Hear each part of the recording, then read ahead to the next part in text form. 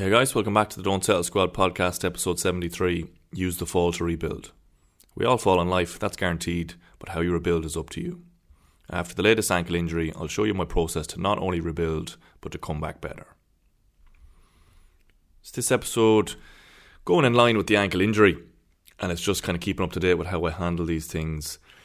So the latest update is, got the MRI yesterday, 2 days ago? Got the MRI 2 days ago.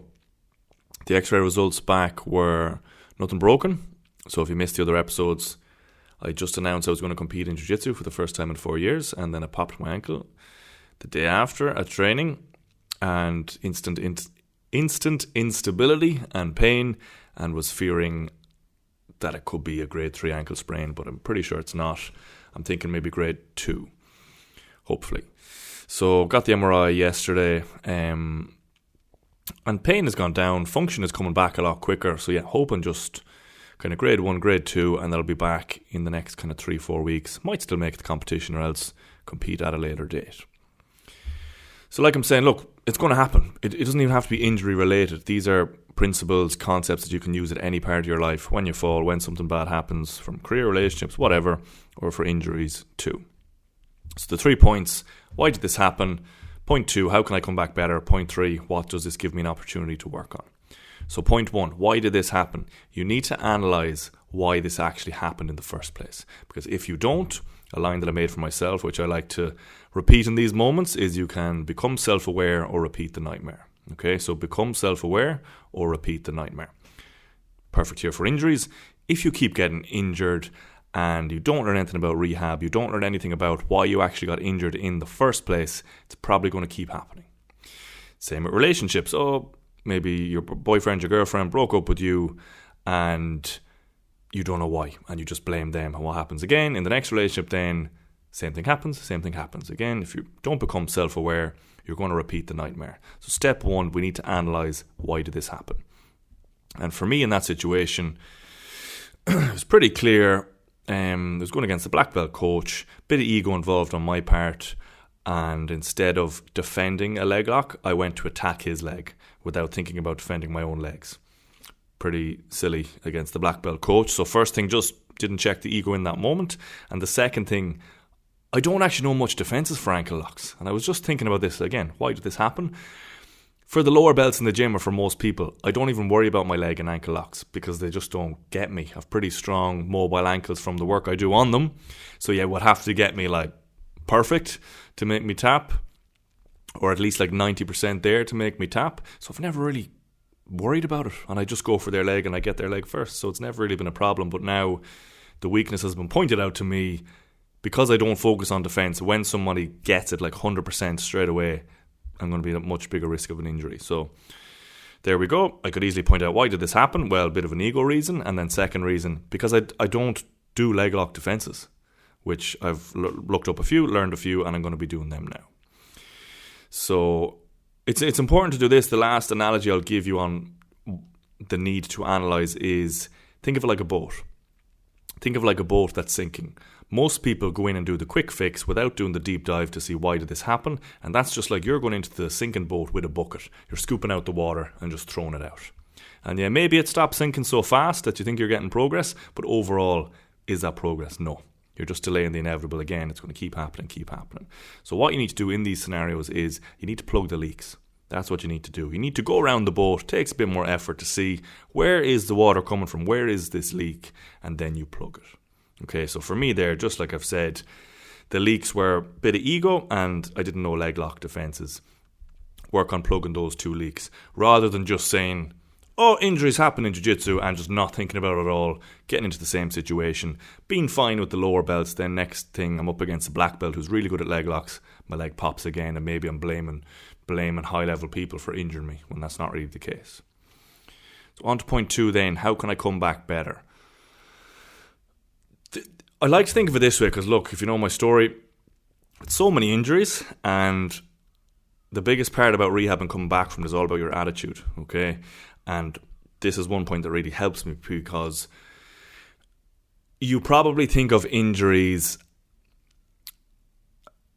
how would I kind of say this in a shorter way? Let's say, yeah, if you're at 100%, and you're dropping down to 50 after an injury, and you think, oh, all I can do is put in all this work to get back up to my 100%. Not true. You can actually use that time to become even better. There's maybe 105% there for you, but you don't even know it.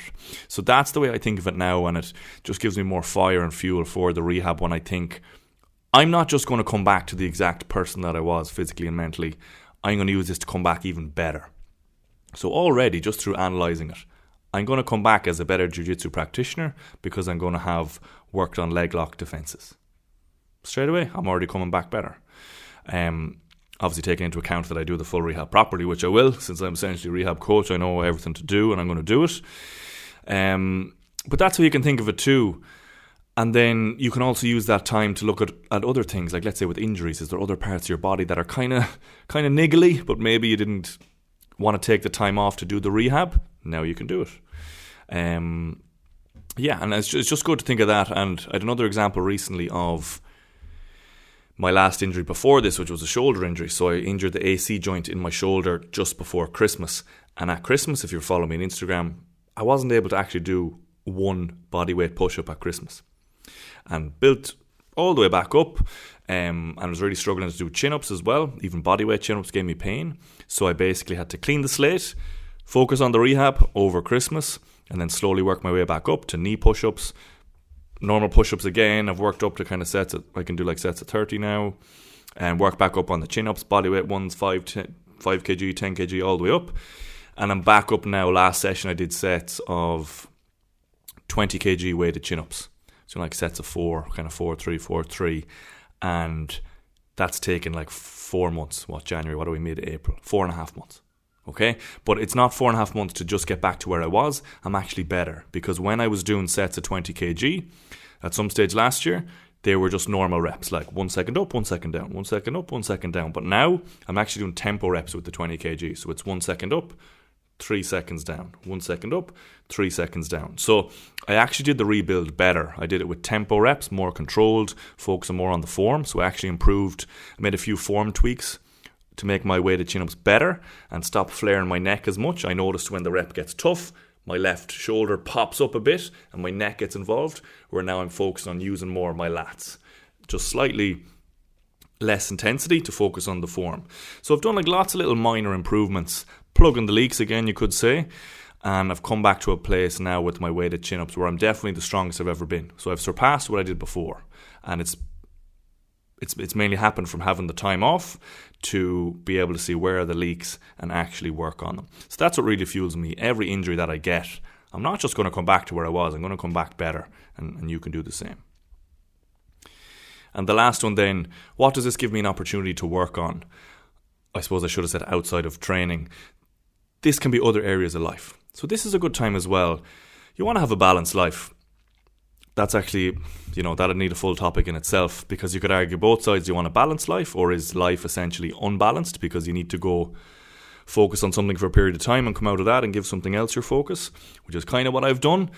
But just overall, what I'm saying there is like you don't want to neglect your family, neglect your friends just for career, we'll say. That's not going to work out well. So in these moments where you are injured or something else is happening, you can use that time back to see, do you need to focus on other areas of life? Like let's say with injuries, you could be a father of 3 with a busy job and you're doing Jiu-Jitsu 3 times a week or Gaelic 3 times a week. And if you're injured and you're not going to the training, you have an extra 3, 4, 5, 6 hours a week now. You could use that to spend time with your family, more time to progress your career, whatever. Like there's opportunities in all of these setbacks, and it's up to you to find them.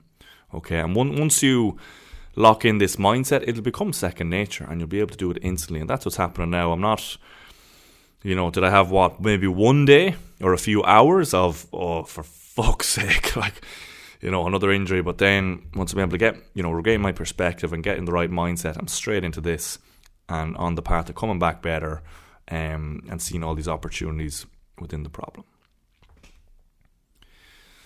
So that's it for this week on the coaching then. So for the in-person coaching, that's a Brazier Jiu-Jitsu with Inchicore every Saturday. So I do a mobility class there, and then there's Jiu-Jitsu sparring afterwards. So the mobility, 11:30, 12:30. Jiu-Jitsu sparring, 12:45 to 2 p.m. So if you're interested in getting started in mobility, overcoming chronic pain and injury, reaching your daily potential, or getting started in Jiu-Jitsu, you can just DM me and I can set you up with a free trial for either one. And for the online coaching then, which is the Physical Freedom Program, same thing, overcoming the chronic pain and injury. We have the membership options, that's the cheaper option.